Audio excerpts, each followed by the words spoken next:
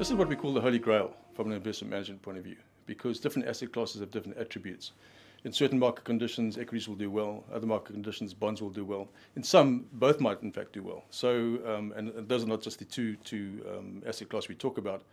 Ashburton's got a 36-year history in terms of successfully understanding the attributes of asset classes and how you combine these asset classes to achieve a given performance objective at the lowest possible risk. And those, we talk about more sources of return. That's the Ashburton motto. You know, we seek to look at more. So we include property in that. We include infrastructure assets in that. We include currency overlays in that.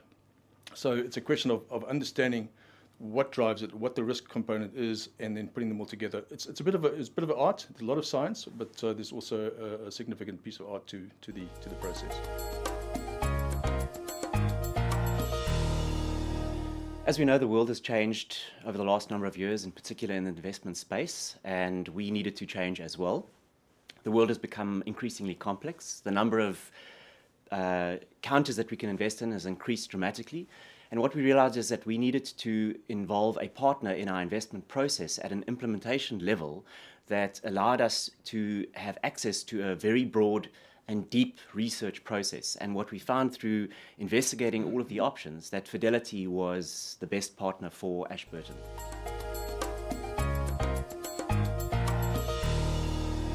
The one thing that hasn't changed in our partnership with Fidelity is our philosophy.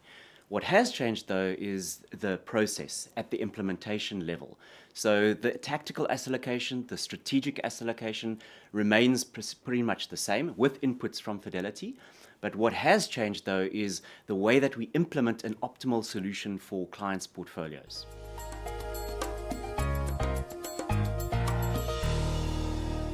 Before we get to the interaction between Fidelity and Ashburton, the one layer that takes place is at the Global Macro Forum, which is the top-down macro-thematic philosophy that we espouse. And at that forum, we essentially determine what are the big investment themes.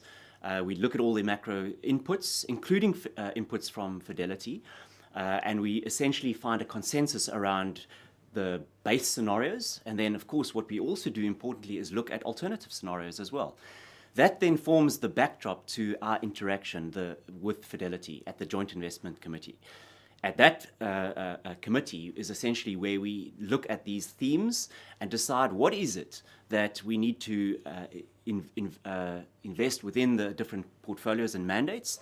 How do we actually take those themes and make them into something investable? And that is the important part of the work that we do with Fidelity at the Joint Investment Committee.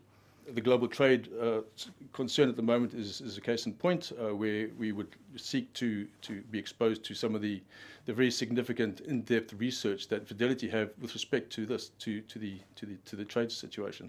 They sent a team to China the other day just to understand and talk to various government officials, just to find out, could this thing actually blow up into a trade war? And what does that mean from an equity point of view? What does it mean from a currency point of view? What does it mean from a bond perspective?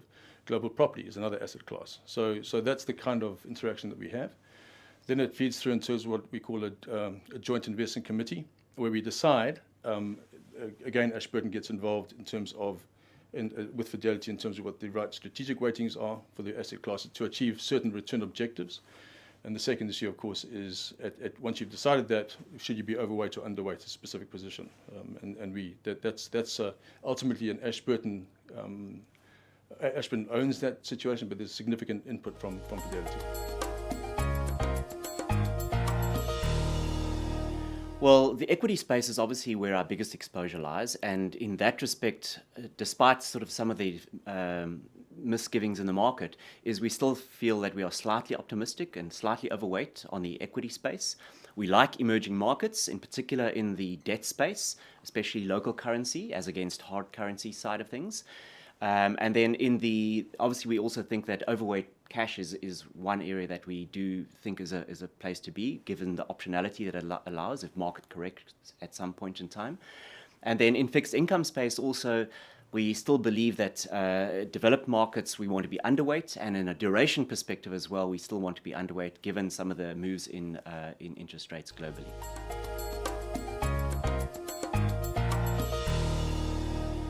So we've been through some really interesting times of late. We've had the global financial crisis, and it's been very, very much unprecedented. In the global financial crisis, even though we talk about different asset classes doing different things at different times, during the crisis, they all did the same thing. Whether you had bond investments or equity investments or property investments, they all went down the tube.